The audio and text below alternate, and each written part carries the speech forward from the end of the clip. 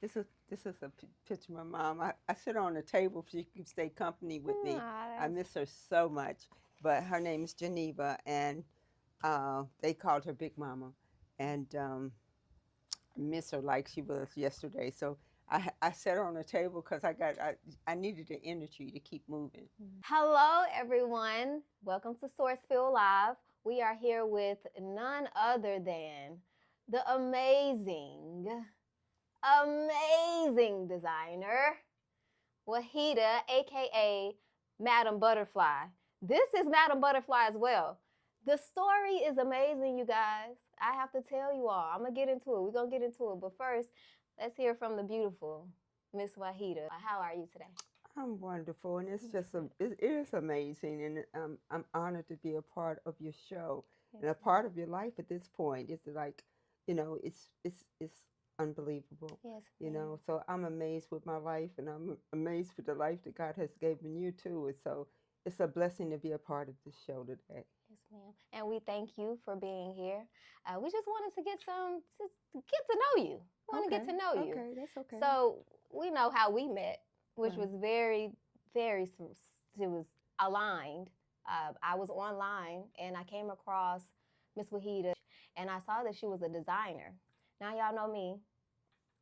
I'm an artist, multifaceted artist, and I've been going by Madam Butterfly for a while. My mom gave me that moniker as a baby, and I turned it into my moniker.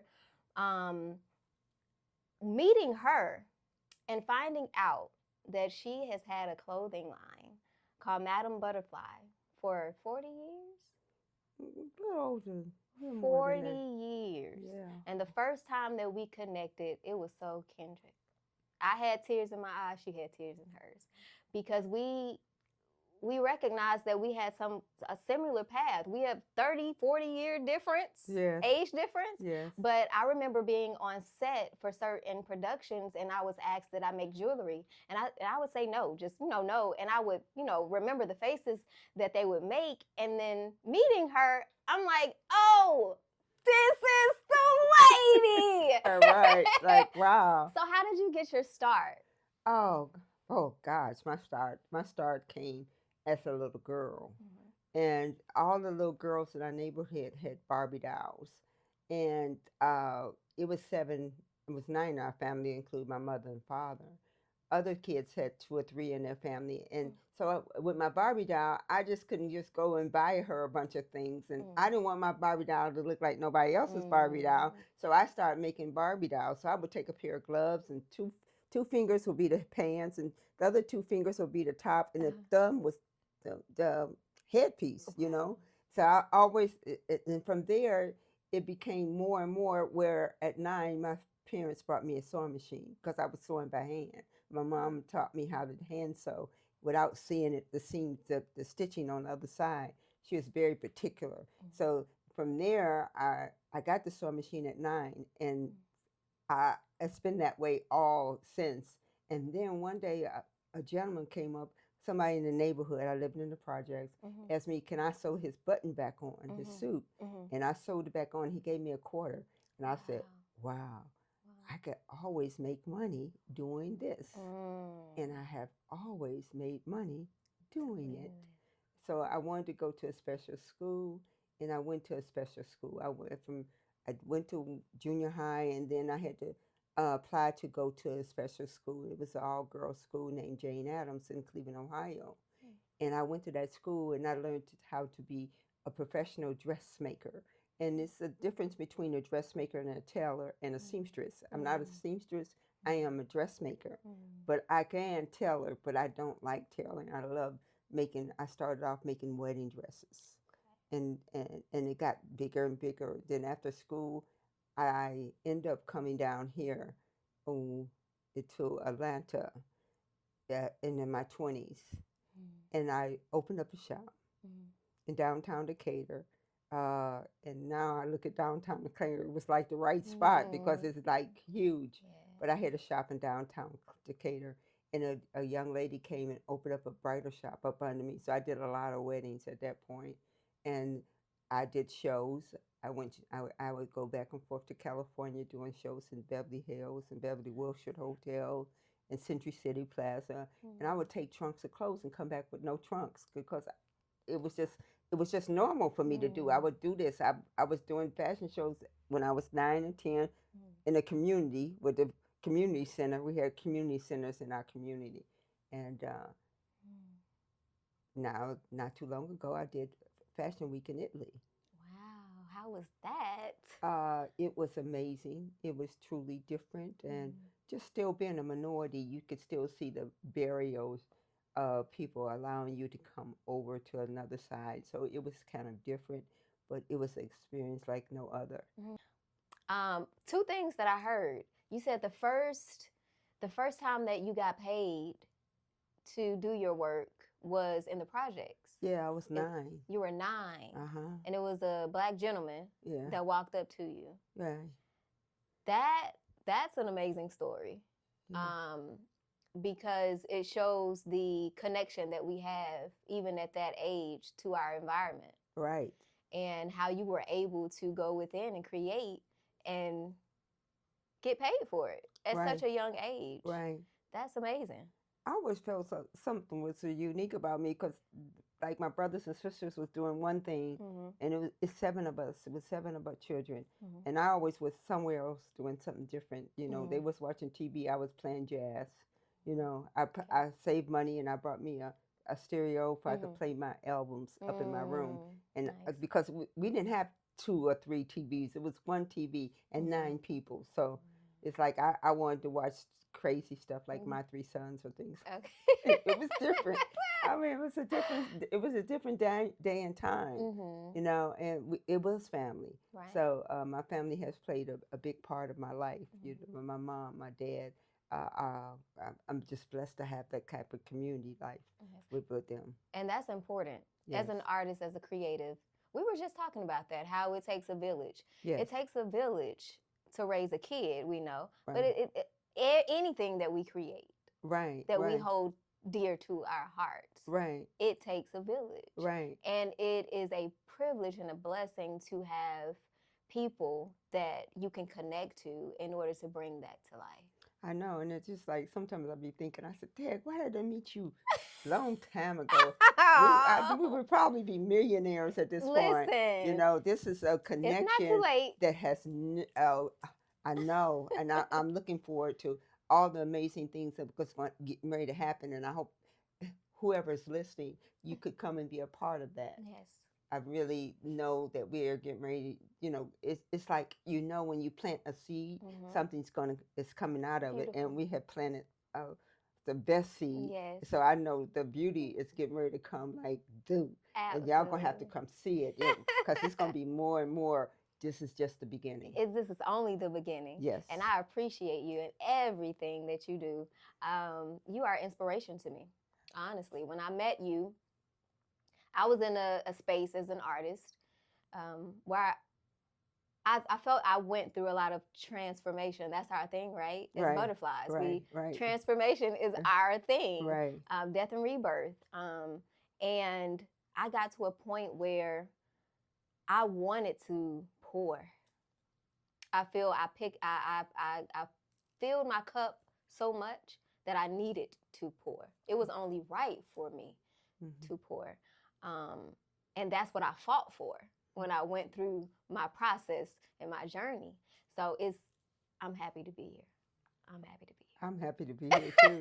I am, because that metamorphosis of pausing for a minute, and we have these pauses, especially as a woman. We have these pauses for a minute, and he just pauses us and give us an opportunity to take another look and see where we're going to come back out, you know. And, you know, like I told you earlier, it's like that caterpillar. You know, we go back into being that caterpillar. I just thought I'm going to be a butterfly and fly all the time. And then sometimes I'm so down and I can't move, but so much. I'll be like, dang, I'm a caterpillar again. Yeah. So I know that I'm going to go through that process. And man, he going to make me so strong that I could build that cocoon for that butterfly. And the hardest time for a butterfly is getting out of that cocoon, because you know, that caterpillar really took care of me. Right. So that process is just like amazing. And I claw myself out and I'm flying again, you Right. know. Did Spreading you the know wings. that some butterflies lived up to be 10 years old? You told me that. Right. You told me that. And they fly across the water. It Yeah. was like amazing. Beautiful. Yeah. I Wow. never, I was like, wow. I thought the Yeah. butterflies left at the end of the summer. But we don't, No. we Yeah. resilient. Yeah. Yeah. Yes, we are. Yeah. But we bounce back and we Right. bounce back Yes, strong. yes, We yes, do. yes. So, as an artist, Mm-hmm. because we have a lot of artists listening, our community is full of artists that go through the process, that have to go through the process and might sometimes get stuck. What do you, or what would you tell, as a butterfly, what would you tell an artist that might be stuck in transition or stuck in process or needing to come up with new ideas? What would you tell that artist? I tell them that, you know, that the universe gives us clear signs. And if we look outside of ourselves, we could see. Mm. We see winter, spring, summer, and fall. Yes. And winter happens, and then the trees go away, and the leaves go away, and all this other stuff, and then spring come, and then the trees bloom again. But they still making a journey, Right. and sometimes we don't see the journey. We don't see the roots going down deep into the ground. Right. But we always want to see all the blossoms coming in the spring, but we have to go through winter sometime. Mm. We got to go through that process. Even in the islands, there's certain fruits and vegetables don't grow during the winter. So everything have its season. So if we could just wait for that process to get through that season, we're going to get through the other side, you know, and give it a chance. It's like the universe says summer, winter, spring, and fall, but then it also says the time of day. If we have night and day, and I used to think about night and day, but then we have dawn and we have evening, you know? So all the signs are clear. It's like every day it's the sun don't shine. It be cloudy some days, it rains some days in the daytime. So we still can't see clearly. So, but we have to wait for it to pass. But the patience is there. We have to wait for it to pass. We powerless. So sometimes you feel powerless over where you're at, and we have to sit still until we could get through it and trust the process that we're gonna get through it to the other side. Absolutely. Y'all hear from me, but you just heard it from the wise. Yeah. This is wisdom here. Mm. I say I have wisdom, but this is wisdom sitting across from me right here. And you heard it. You heard it first. You have to believe in yourself. Right. You have to go within. Right. You have to trust that process. You have to connect to whatever your faith is and believe in that. Right. And connect pause. to it. You know, you can't drive down the street and keep driving. They've got stop signs. We have to pause. We have red lights. We pause. You know, so it's all right to pause and don't, you know, because we want it now. Yeah. The deeper the roots, the taller the tree. Yeah. And you know, this complicated new stuff for me. The technology is moving so fast, and we don't have to move with it. Right. You can't allow it to control your life. You know, you got to be able to sit down and say it's okay if somebody can't contact me. I just came from that era where the phone was connected to the wall, and I could not move around. We had to stay in the house or wait for the call, or you had to wait for somebody to get back home for you to call them. And now you go out, you don't want to go out, and I look at people now, and we don't. You could go to the doctor's office and everybody's looking at their phone. You could go any place and you could go to a concert and people pulling their phones out. It's like they it's designed to disconnect us because we need each other to get through them storms. Absolutely. We have to keep each other grounded. Interconnectedness. Yes. Yes, the community is important. Right. And you're right. They have done a very good job. They have done a very good job at inserting things that pull us further away from our center. Right. And further away from nature. Yes. And we have to get back to that point. I think it's detrimental at this point to get to that point. As many people that can get to that point should, in order to even fight this big battle that we have, because not everybody's, they're not even looking at it like a battle. Right. They are just going along to get along. Right. And a lot of people don't think about the consequences in that. Right. And how it affects people. Right. Right. The most. Right. It takes away a lot of creativity. Yes. You know? And these artists now, sometimes they paint on the walls, and I be trying to understand what they're writing, what they're talking about, because they're trying to express themselves, and the outlet is the walls. Yeah. And I've been to some cities and some areas where the walls, they allow them. They ask artists to come and paint on the walls, and they're telling stories. Yes. You know, and we have to listen. Yes. We have to see it. We can't just ignore it, just turn our heads, because we out here. We out here. There's plenty of people with this creativity that is bottling it up because they can't survive. You know, it's a place where I paid $300 at. Now it's $1,600. In the 80s, it was $300 a month. Yeah. The same place is $1,800 a month, a 2-bedroom. $1,800 in the West End area. I'm like, wow. Yeah. It's a difference. Yeah. Yeah. But fortunately, we still have people like us out here that are relentless when it comes to human connection, and when it comes to helping one another get to the next step and the next step in the journey. Yes. And like I said, I'm thankful. I want to get some footage of you walking around. My mom right there. How was your childhood? Oh, I think it was extraordinary. I always knew where my dad and mom was until the day they passed away. So that was amazing for one thing. My dad put such a conscience on me. It was been hard for me to find a man like him. And this is my workspace and my teaching area, and my creativeness is all done in this area. This is one of the unique pieces I'm going to be in the show also. Should I go here? This is my body belt. Wow. You're wearing that?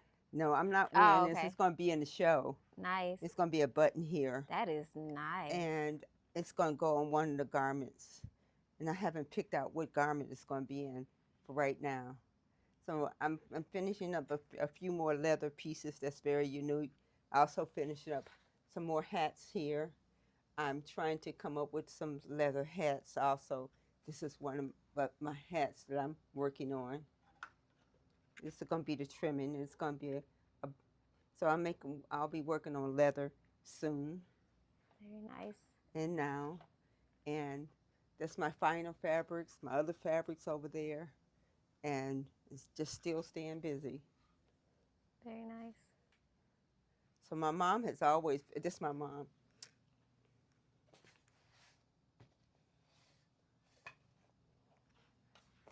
This is a picture of my mom. I sit her on the table so she can stay company with me. I miss her so much. But her name is Geneva, and they called her Big Mama. And I miss her like she was yesterday. So I sat her on the table because I needed the energy to keep moving. Because I was moving slow, and I set her here so she could watch over me. Yes. Beautiful. So I'm still here making more hats and creating more things. We're still making a few bags. Try to come up with some more bags. That's one of our ideas there. Yes. And I love buttons. These are some buttons I brought back from Italy. There's very unique buttons in style. You won't find these nowhere else. You know, these are my buttons. And I got a ton of buttons. I collect buttons. Nice. I just wanted to share one of the other things that I'm famous for, which is the butterfly wrap. I have one on my head, and you can wear it in different manners. This is a head wrap, and this is the same wrap, just wrapped around your neck. You can wear it around your boob, or on your hips, or different directions on your head, and it has a wire in it. and it's easier to wrap. You could make your bun in the front or something like that. And now, and I'm also sharing our hats, one of a kind, most of them, One of one one. of one, and there will be online, so you could order them. But if you see one, you better grab it fast because we don't have two of I have two of them, just one. Well, I just like to let you know some of the things that I do concerning my jewelry. And my jewelry helps me because it's made out of clay. So when I'm forming it, I'm shaping it, and I'm coming up with the designs. And sometimes the design like this is a little different than that. I allow the design to come through after I mix it and pour it out. So each piece is made separately here. So when you make these pieces separately, you cut your clay and you create from there. So there's not a piece that I do not do from handcrafted. So all my jewelry is handcrafted out of clay, and I've been doing it for many years. People tell me still wearing the same piece from 20 years ago. So it's well made, and it's hyperallergenic. So some of the pieces are gold and silver, but most of them are hyperallergenic. So it's safe.